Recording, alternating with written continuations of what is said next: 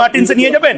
আসেন আপনাকে নিয়ে যাই সেন্ট মার্টিনে, যে আমরা কি পমফ্রেট খাবো। তার আমার পমফ্রেট মাছ খেতে, ইলিশ মাছ খেতে কোনো আপত্তি নেই শফিকুল ভাই, আমার একটাই জিনিস টেনশন, সেন্ট মার্টিনস আইল্যান্ড বা চট্টগ্রামে বসে যখন পমফ্রেট মাছটা আপনার বা প্রফেসর ইউনুস সাহেবের সাথে খাবো, তখন পাশে না আইএসআই এর কেউ থাকে, এমআইটি মানে টার্কির কেউ থাকে, বা এমএসএস চায়নার কেউ থাকে, সিআই এর কেউ থাকে, শফিকুল ভাইয়ের সাথে আইএসআই সিআই আনছেন, রও তো থাকতে পারে, আরএডব্লিউ থাকতে পারে।